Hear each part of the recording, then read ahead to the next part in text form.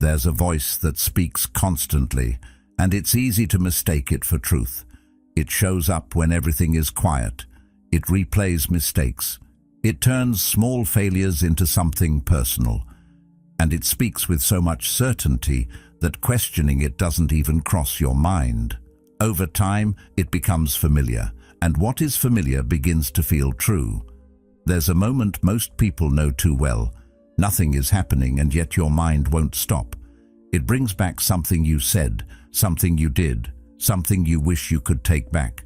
And that voice doesn't just remind you, it judges you. It adds weight. It turns a simple moment into something that feels permanent. And the unsettling part is, you trust it. But the Stoics saw something different. They believed we are not disturbed by what happens, but by what we think about what happens. Which means that voice in your head isn't an authority. It's a narrator, one that can distort as easily as it can guide. And the real danger isn't that the voice exists. It's that you've never been taught how to respond to it. Think about a moment you regret. Not something dramatic, just something small and personal. Maybe you said something awkward. Maybe you delayed something important. Maybe you didn't act the way you wish you had. The moment passed, but your mind didn't. It replayed it, broke it apart, and slowly added meaning to it. What started as something simple became something heavier, something that felt like evidence, as if that one moment said something permanent about who you are. And the more you replayed it, the more convincing it became. No one else needed to criticize you because the voice in your head had already taken over, repeating the same lines with more certainty each time. At some point, it didn't even feel like a thought anymore. It felt like a conclusion, and that's where the real weight comes from. Not what happened, but what your mind decided it meant. There's something subtle happening in those moments that most people never stop to notice. Your mind isn't just remembering events, it's interpreting them, it's shaping them and attaching meaning to them quietly. It takes something temporary and makes it feel permanent. A small mistake becomes a reflection of your intelligence. A missed opportunity becomes a reflection of your worth. A moment of hesitation becomes a reflection of your character, not because those meanings are real, but because your mind fills in the gaps automatically. And once that meaning is attached, it sticks.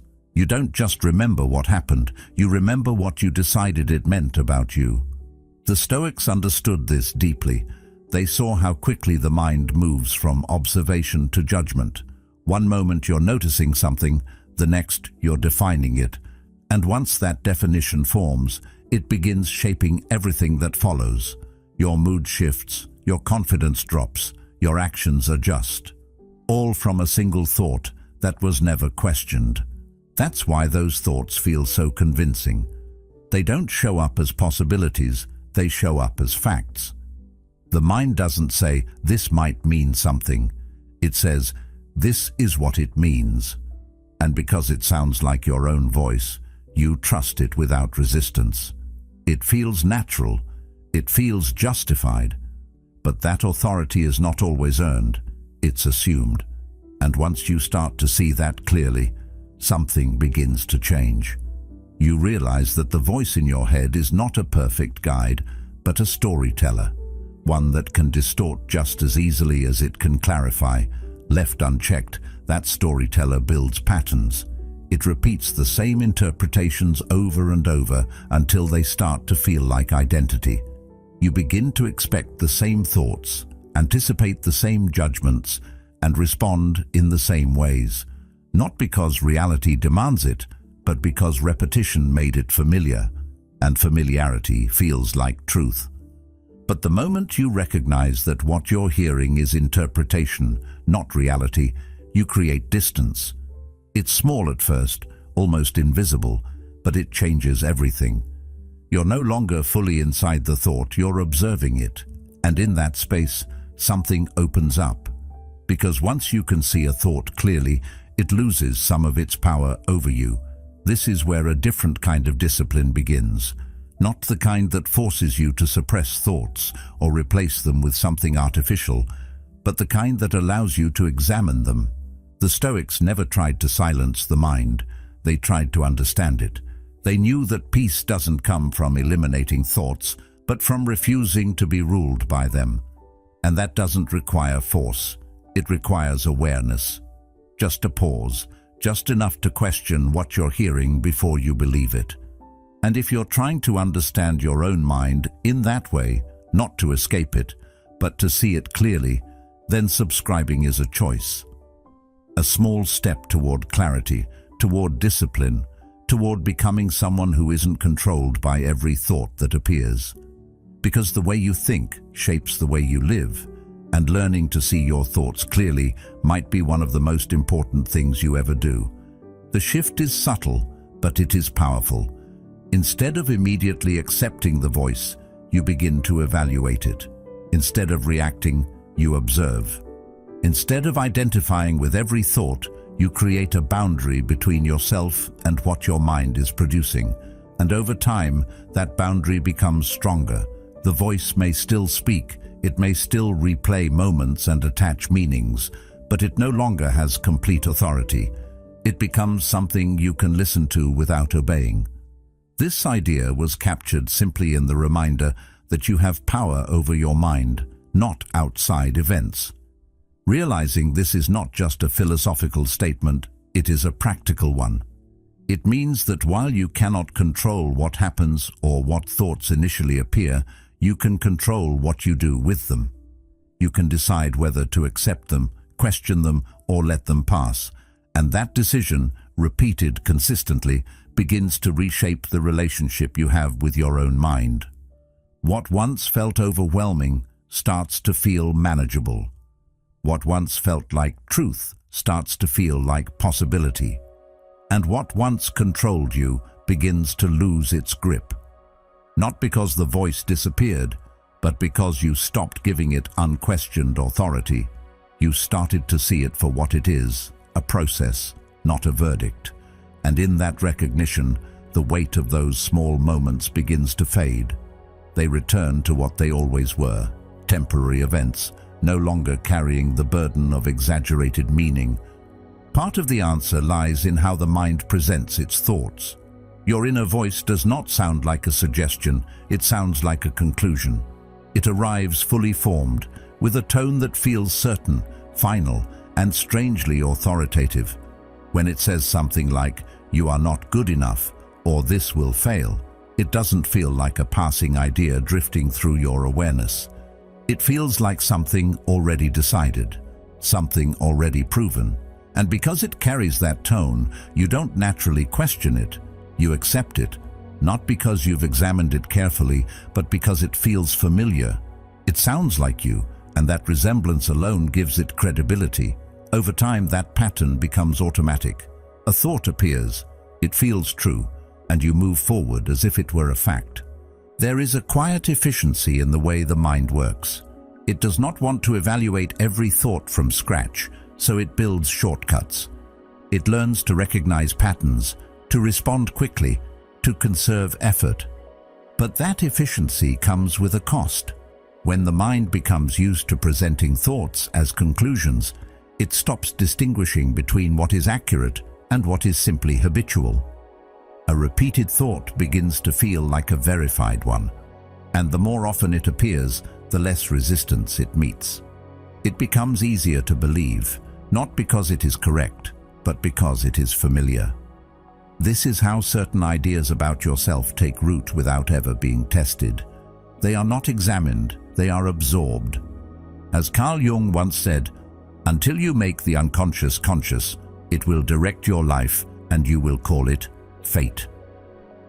Once that absorption happens, the voice in your head gains a kind of quiet authority. It doesn't need to argue its case. It doesn't need to provide evidence. It simply states, and you follow. This is why even harsh thoughts can feel justified. They arrive with the same tone as your reasonable thoughts, the same sense of certainty, the same internal voice. There is no clear distinction between guidance and distortion because both are delivered in the same way. And without that distinction, it becomes difficult to separate what deserves your attention from what does not. Everything feels equally valid simply because it originates from within.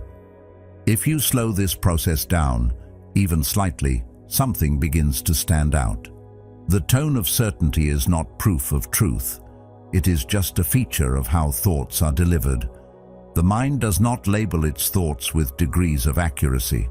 It does not announce which ones are useful and which ones are misleading. It presents them all in the same voice, leaving you to decide what to do with them. And if you never pause to make that decision, you end up accepting everything by default. That acceptance becomes a habit, one that reinforces itself over time. The more you believe your thoughts automatically, the less likely you are to question them in the future. This is where a subtle shift becomes necessary, not a dramatic change, not an attempt to silence the mind, but a simple act of noticing. When a thought appears, instead of immediately stepping into it, you remain just outside of it. You observe its tone, its language, its certainty. You begin to see that the confidence it carries is not always earned, it is often assumed. And once you see that clearly, the grip it has on you begins to loosen.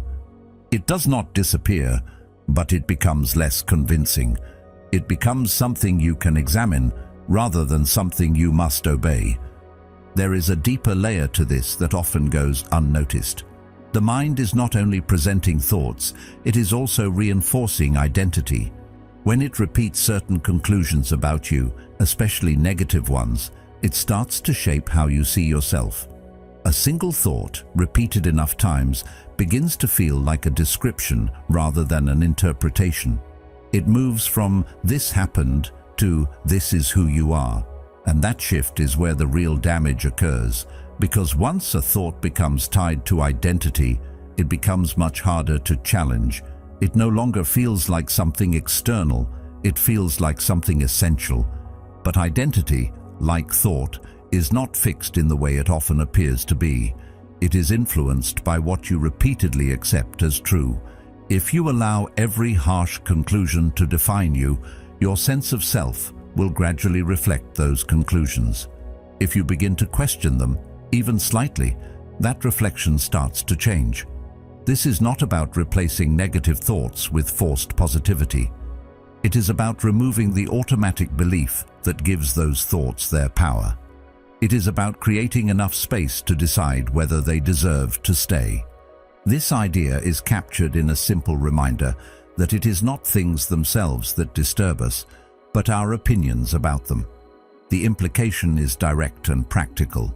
What you experience internally is not determined solely by what happens, but by how you interpret it. And those interpretations are not fixed.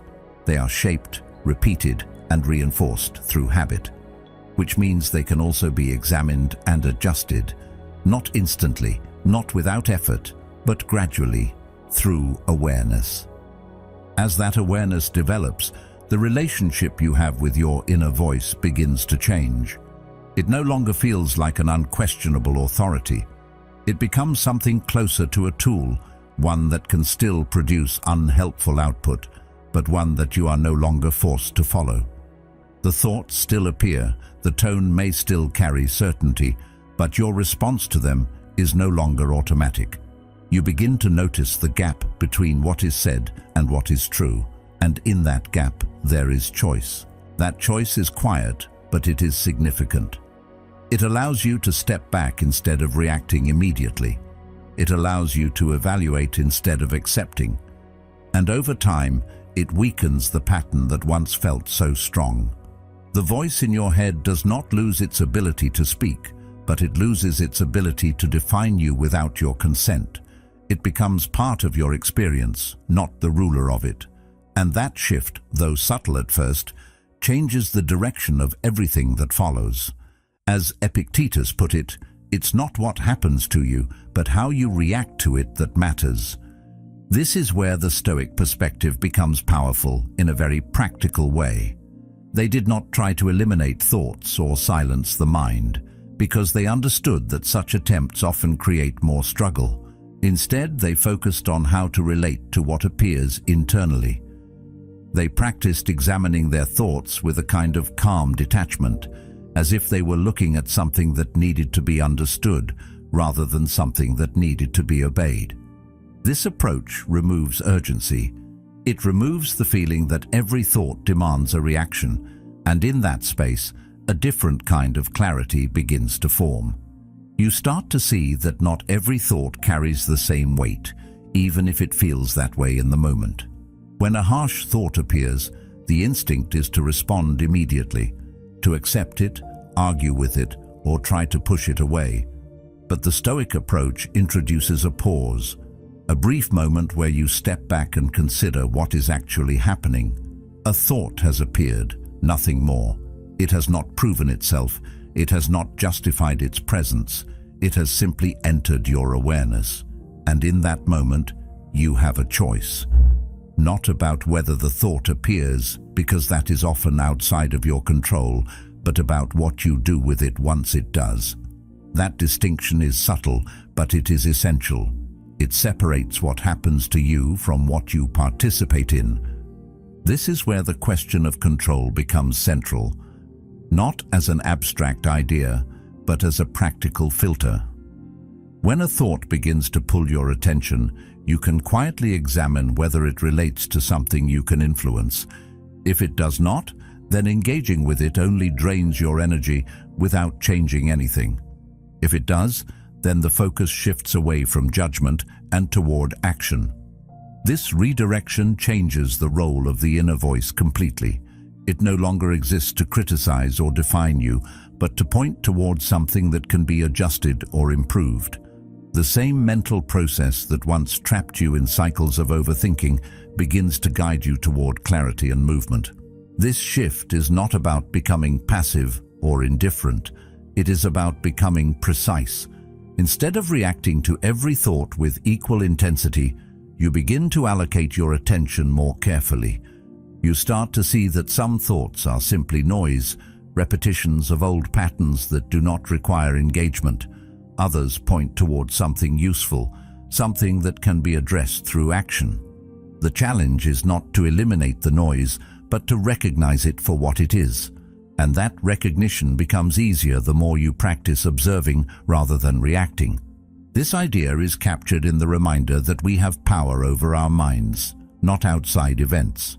The meaning of that becomes clearer as you begin to practice it. You cannot stop thoughts from appearing, just as you cannot control everything that happens around you. But you can decide how much authority those thoughts have. You can decide whether they are followed, examined, or simply allowed to pass.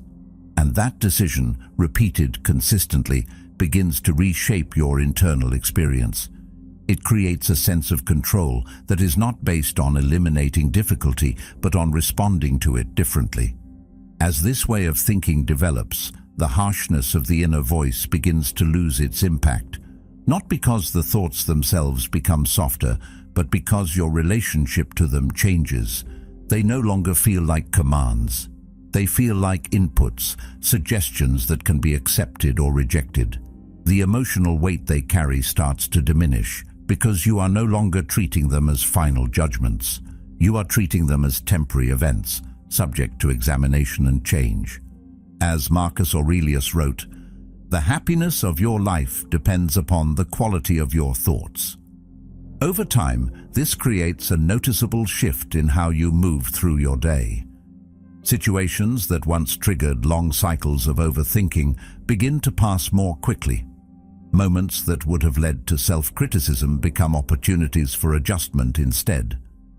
The mind does not become silent, but it becomes more orderly. It becomes something you can navigate rather than something that controls you. And that sense of navigation, of being able to step back and choose your direction, is where a deeper kind of confidence begins to form. It is not loud or dramatic. It does not announce itself. But it is steady. It comes from knowing that even when the voice in your head becomes harsh, you are not obligated to follow it. You can observe it, question it, and redirect your focus toward what actually matters. And in doing so, you transform the role of that voice. It stops being a source of constant judgment and becomes a tool that, when used carefully, can help you move forward with clarity instead of being held in place by doubt. The reason so many people remain stuck in that cycle is that negativity feels useful, even when it isn't. It gives the impression that you are being honest with yourself, that by pointing out your flaws and mistakes in the harshest way possible, you are somehow becoming better. There is a certain kind of comfort in that harshness, a belief that if you are strict enough with yourself, you will avoid failure, avoid embarrassment, avoid falling short again. It feels like discipline, it feels like responsibility, but underneath that feeling, something else is happening.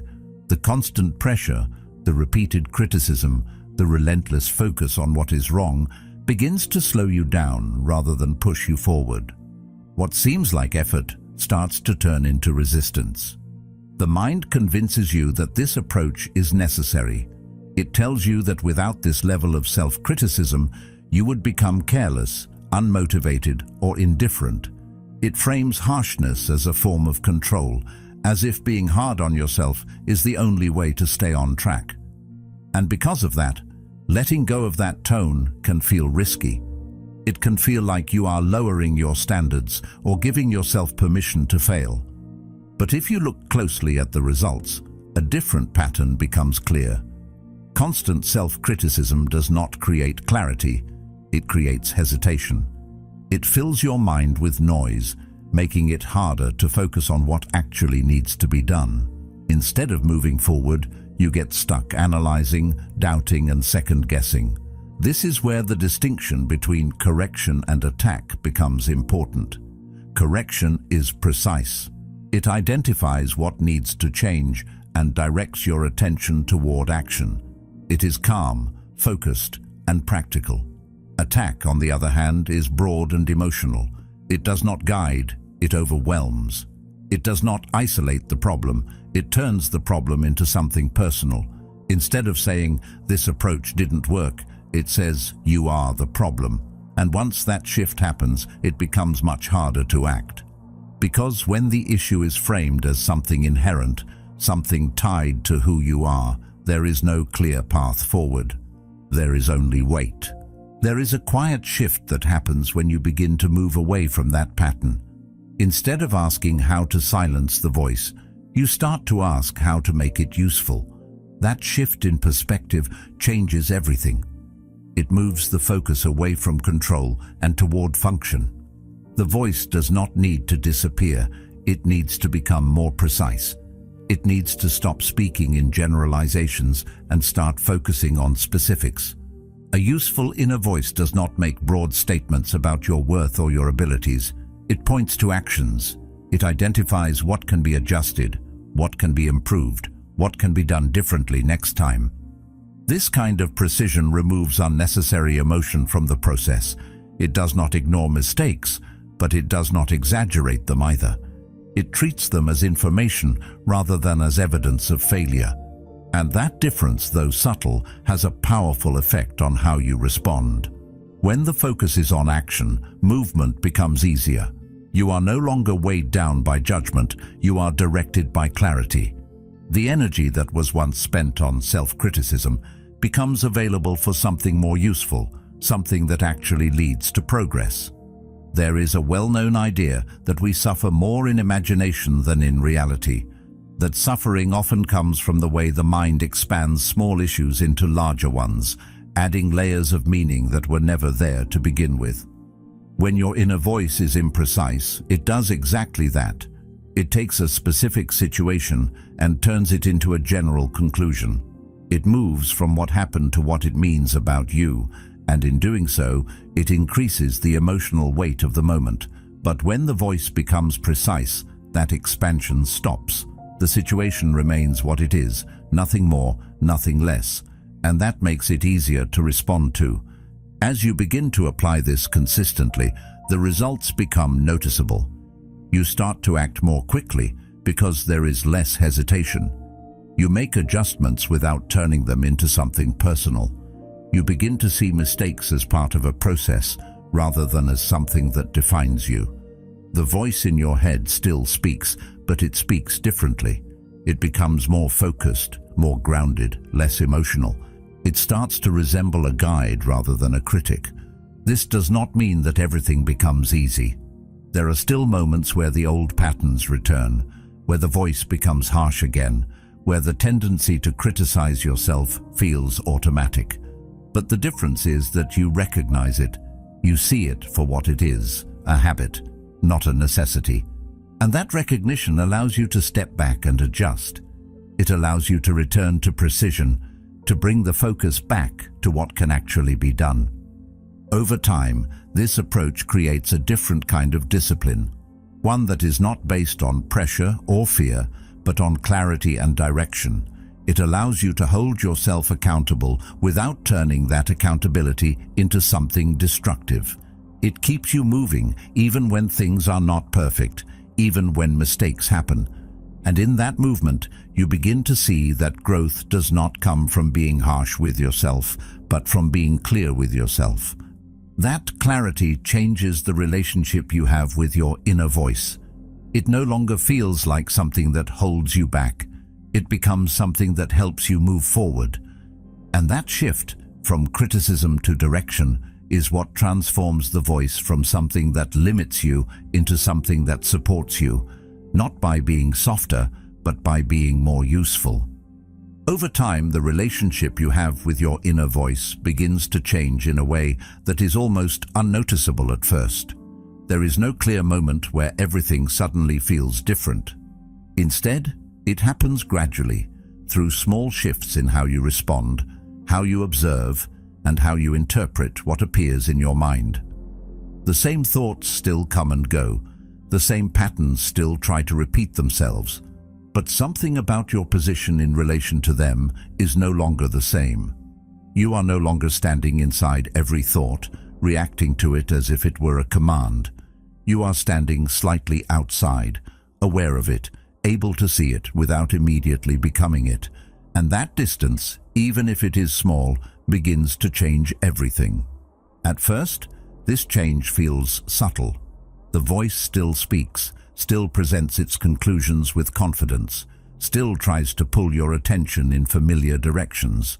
But now there is a pause where there wasn't one before, a moment of recognition, a quiet awareness that what you are hearing is not necessarily truth, but interpretation. That awareness creates space, and within that space, something new becomes possible. You begin to choose your response instead of falling into it automatically. You begin to see that thoughts can pass through your mind without needing to define you. And that realization, once it settles in, starts to reshape the way you experience yourself. The mind that once felt overwhelming begins to feel more structured, not because it has become silent, but because it has become something you can navigate. The noise is still there, but it no longer has the same authority. It no longer dictates your reactions in the same way. You start to recognize patterns as they appear, to see certain thoughts as repetitions rather than revelations. And when you see them clearly, they lose some of their impact. They become familiar in a different way, not as truths to follow, but as patterns to observe. This is where the idea of mastering the self begins to take on real meaning. It is not about controlling every thought or eliminating every negative impulse. It is about refusing to be ruled by them. It is about understanding that your mind will produce all kinds of content, some useful, some not, and that your role is not to accept everything it offers, but to decide what deserves your attention. That decision becomes easier over time as you become more familiar with the nature of your own thoughts. You start to see which ones lead to clarity and which ones lead to confusion, which ones move you forward and which ones keep you stuck. There is a kind of quiet confidence that grows from this process. Not the kind that comes from external validation or temporary success, but the kind that comes from knowing you can handle your own mind. You no longer feel at the mercy of every thought that appears. You know that even if the voice becomes harsh, even if old patterns resurface, you have the ability to step back and respond differently. That ability does not remove difficulty, but it changes your relationship to it. It makes it manageable. It gives you a sense of stability that does not depend on everything being perfect. As Seneca observed, we suffer more often in imagination than in reality. This shift is often misunderstood. Many people believe that peace comes from silencing the mind, from reaching a point where negative thoughts no longer appear. But that is not how the mind works. Thoughts will continue to arise, just as external events will continue to happen. The real change is not in the absence of those thoughts, but in your response to them.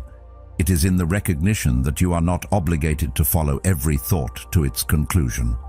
You are not required to engage with every interpretation your mind produces. You have the ability to let thoughts pass without attaching yourself to them. There is a reminder that the happiness of your life depends upon the quality of your thoughts.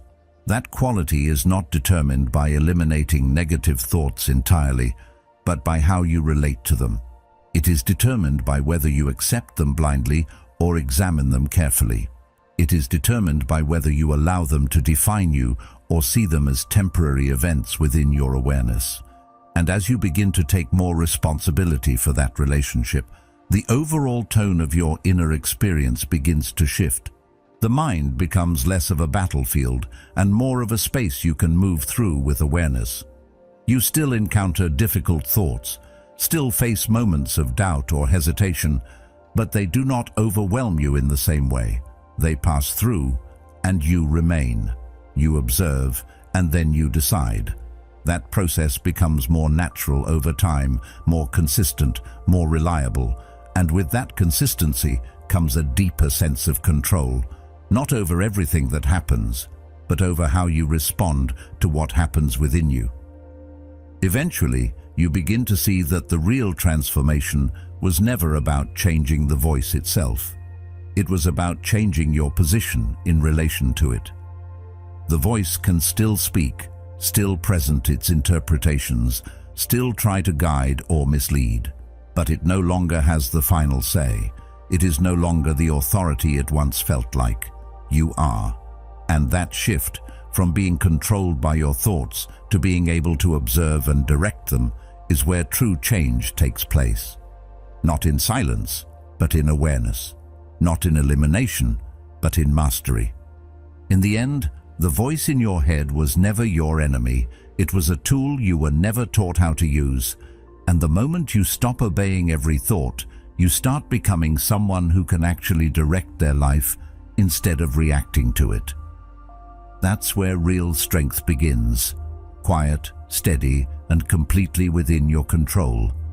If this resonated with you, there's another video on your screen right now that will take this even deeper and help you build that inner clarity step by step.